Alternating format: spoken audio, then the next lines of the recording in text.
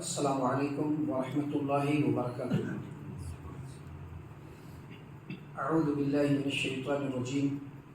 بسم اللہ الرحمن الرحیم۔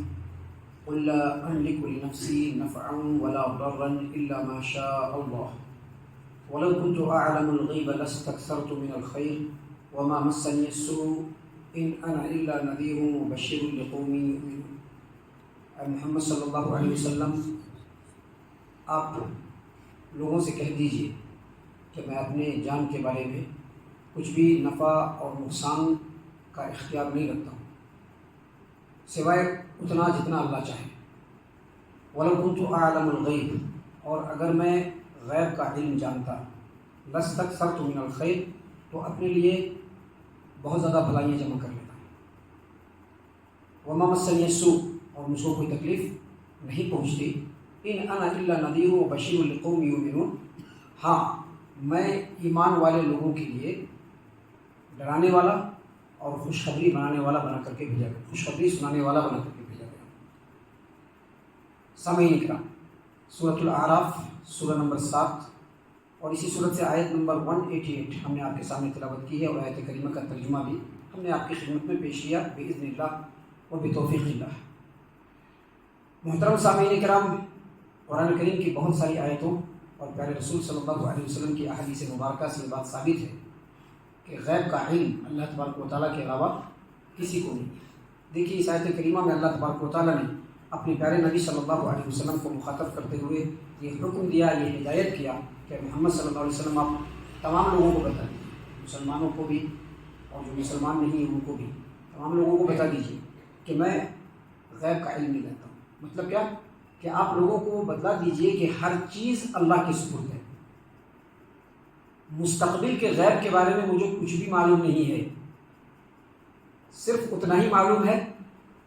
جتنا اللہ تبارک و تعالیٰ اپنے کسی پیغمبر کو بتا دیتا ہے۔ سامعین کرام، اللہ تبارک و تعالیٰ نے قرآن کریم کے اندر سورۃ الجن کے اندر آیت نمبر 26 اور آیت نمبر 27 میں فرمایا کہ اللہ تبارک و تعالیٰ اپنے بارے میں فرماتا ہے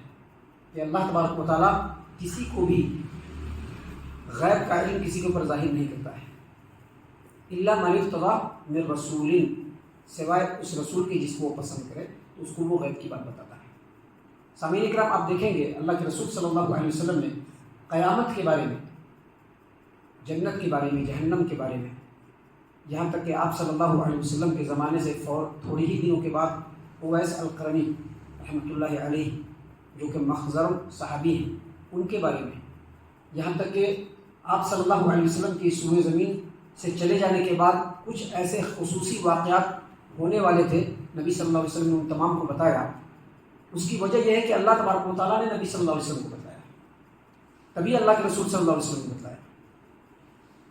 تبھی اللہ کے رسول صلی اللہ علیہ وسلم نے بتایا۔ اللہ تبارک و تعالیٰ نے فرمایا الا من ارتضی من رسول فانه يسلك من بين يديه ومن خلفه رصدا،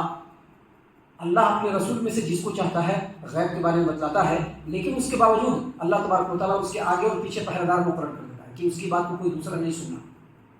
اور جتنا اللہ تبارک و تعالیٰ بتائے اتنے ہی لوگوں تک پہنچنا۔ تو اللہ تبارک و تعالیٰ نے اس آیت کریمہ میں اپنے پیارے رسول صلی اللہ علیہ وسلم کو یہی بات بتلایا کہ آپ ہر چیز کو اللہ کے سپرد کر دیجئے،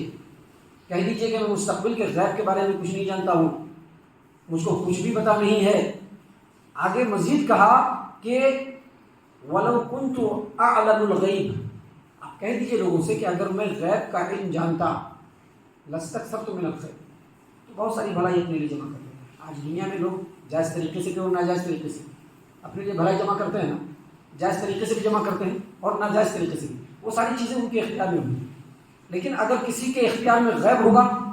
تو وہ بہت ساری بھلائی کو اپنے لیے جمع کر لے گا، اور بہت سارے نقصان جو اس کو پہنچنے والے ہوں گے اس کو بھی وہ روک لے گا۔ نبی صلی اللہ علیہ وسلم کو یہ کہا گیا کہ آپ کہہ دیجئے کہ اگر میں غیب کا علم جانتا لاستکثرت من الخیر، تو تمام خیر و بھلائی کو اپنے لیے جمع کر لیتا، وما مسنی السوء، اور مجھ کو کوئی تکلیف نہیں پہنچتی۔ یعنی اگر شر آنے والا ہوتا تو مجھ کو پہلے سے معلوم ہوتا کہ شر آنے والا ہے، اب اس سے کیسے بچنا ہے اس کے بارے میں پورا غور و فکر کر لیتا، تدبیر کر لیتا، اس شر سے میں بچ لیتا۔ لیکن آپ کہہ دیجئے کہ آپ غیب کا علم نہیں جانتے ہیں۔ آگے مزید فرمایا کہ آپ یہ بھی کہہ دیجئے کہ ان انا الا نذیر وبشیر لقوم یؤمنون،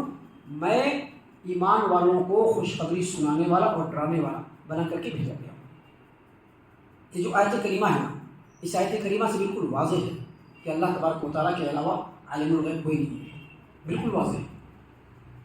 اور یہ بھی بالکل واضح ہے کہ نبی صلی اللہ علیہ وسلم بھی عالم الغیب نہیں ہے۔ لیکن بہت افسوس کی بات ہے کہ آج کی اس ڈیٹ میں بھی اور اس سے پہلے زمانوں میں بھی جو بدعتی اور خرافاتی قسم کے لوگ، چاہے وہ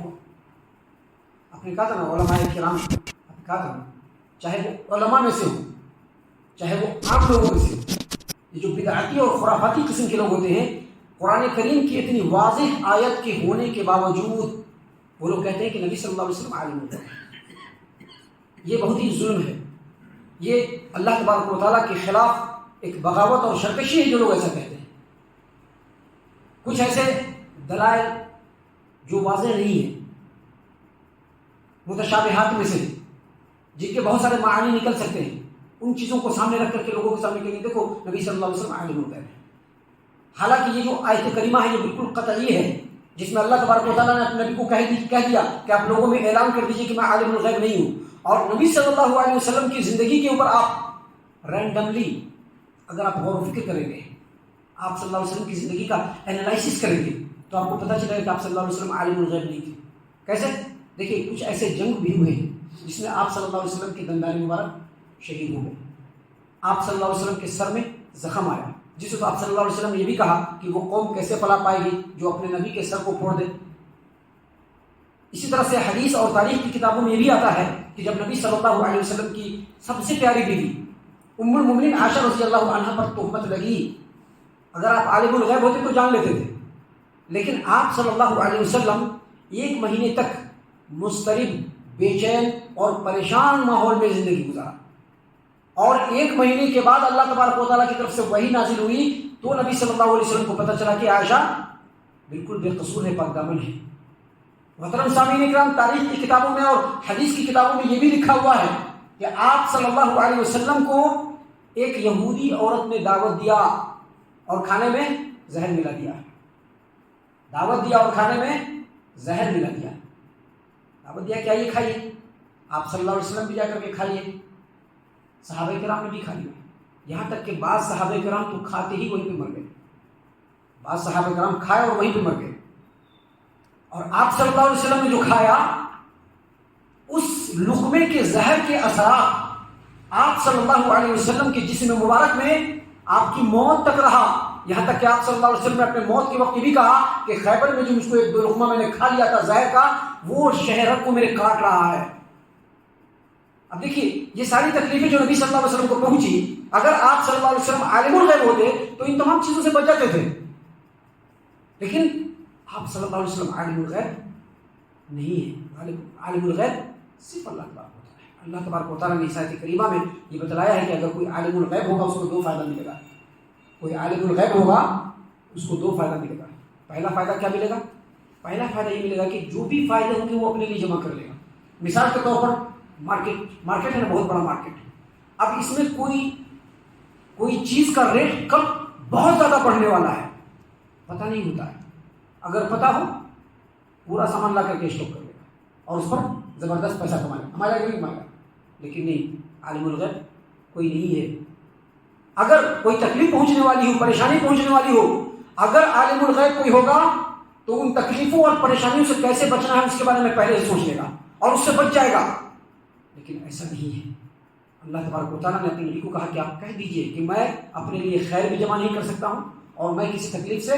بچ بھی نہیں سکتا ہوں، ان تمام چیزوں کا اختیار کس کو ہے؟ اللہ تبارک و تعالیٰ کو ہے۔ لیکن اس کے باوجود لوگ نبی صلی اللہ علیہ وسلم کو عالم الغیب کہتے ہیں اور سمجھتے ہیں، اور صرف نبی صلی اللہ علیہ وسلم کو نہیں۔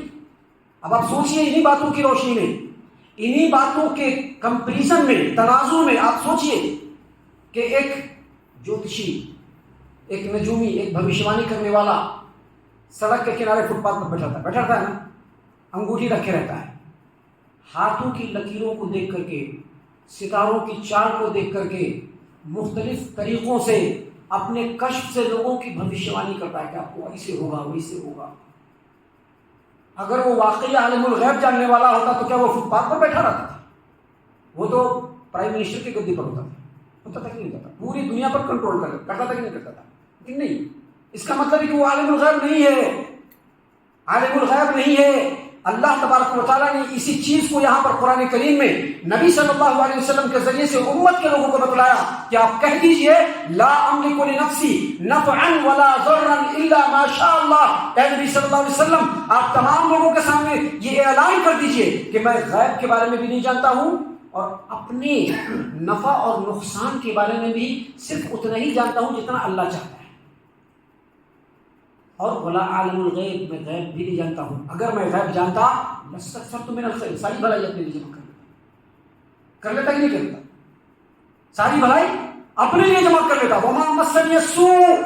اور مجھ کو کوئی تکلیف بھی نہیں پہنچتی تھی۔ اس سے یہ پتہ چلا کہ صرف نبی صلی اللہ علیہ وسلم نے اللہ تبارک و تعالیٰ کو چھوڑ کر کے پورے دنیا میں، پورے کائنات میں کوئی بھی عالم الغیب نہیں ہے۔ اور اگر کوئی یہ سمجھتا ہے کہ کوئی عالم الغیب ہے تو نبی صلی اللہ علیہ وسلم نے اسے تنبیہ بھی فرما دیا ہے۔ حدیث ہے صحیح مسلم کتاب السلام کی کہ آپ صلی اللہ علیہ وسلم نے فرمایا کہ کوئی آدمی اگر کسی بھوشیوانی بتانے والے کے پاس آتا ہے، لوگ بڑی جو ہے شوق سے جائیں گے، مسلمان لوگ بھی جاتے ہیں، کمال تو یہ ہے کہ مسلمان لوگ بھی جاتے ہیں۔ اسی لیے کہا گیا کہ علم سیکھنا، یہ جو درس کی مجلس ہے اس کو معمولی مت سمجھیے گا، لوگ بہت معمولی سمجھتے ہیں، بہت ہلکے میں لیتے ہیں، اس کو بہت ہلکے میں لیتے ہیں، قدر نہیں ہے دل میں۔ کیا سمجھدار آدمی اور کیا نہ سمجھ آدمی، کسی کے دل میں قدر نہیں ہے اس درس کی، ان آیتوں کی، نبی صلی اللہ علیہ وسلم کی تعلیمات کی بالکل قدر نہیں ہے۔ یہ جو دروس ہوتے ہیں آپ کی مسجدوں کے اندر، اس کو ہلکا مت سمجھیے گا، الا یہ کہ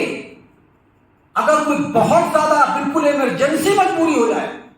تو کوئی بات نہیں، اس کو آپ اٹینڈ مت کیجیے، لیکن اس کو چھوڑنے کی کوشش مت کیجیے، کیونکہ اگر اس کو چھوڑا بہت بڑی قیمت گنوا لیں گے، اور گنواتے ہیں لوگ، گنواتے ہیں۔ دیکھیں نبی صلی اللہ علیہ وسلم بتلا دیا ہے، یہ باتیں اس لیے بتلا رہا ہوں تاکہ علم ہم کو بھی مل جائے، ہم بھی سمجھ لیں، ہم بھی کبھی کسی بھوشیانی والے کے پاس نہیں جائے، کسی نجومی کے پاس نہیں جائے،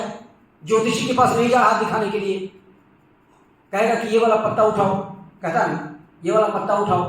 یا پھر جو ہے کبوتر کو رکھے رہے گا، کہے گا وہ پتا اٹھاؤ، کہتا ہے نا، اور اس طریقے سے وہ لوگوں کو بھوشیانی بتا کر کے لوگوں کو گمراہ کرنے کی کوشش کرتا ہے۔ نبی صلی اللہ علیہ وسلم نے فرمایا کہ اگر کوئی آدمی کسی بھوشیوانی بتانے والے کے پاس، کسی مستقبل کی خبر دینے والے کے پاس، کسی نجومی کے پاس، کسی جوتشی کے پاس جاتا ہے اور اس سے کوئی بات پوچھتا ہے، خالی پوچھتا ہے، تصدیق نہیں، خالی پوچھتا ہے، تو اس کے 40 روز کی نماز ناقابل قبول۔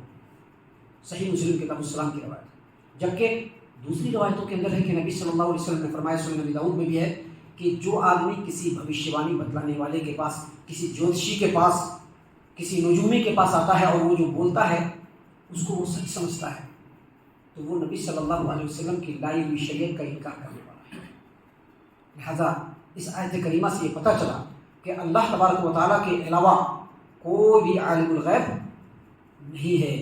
نبی صلی اللہ علیہ وسلم کے بارے میں جو لوگوں کا یہ عقیدہ ہے کہ نبی صلی اللہ علیہ وسلم عالم الغیب ہیں، ایسا لوگ شرعی اعتبار سے بڑے خسارے اور بہت نقصان میں ہیں، ان کو اپنے عقیدے کو درست کرنا چاہیے۔ ہم اللہ سے دعا کرتے ہیں کہ اللہ تعالی ہم تمام کو ان تمام باتوں کے اوپر خوب غور و فکر اور تدبر کرنے کے ساتھ ساتھ ان باتوں کے اوپر عمل کرنے کی بھی توفیق عنایت فرمائے، آمین۔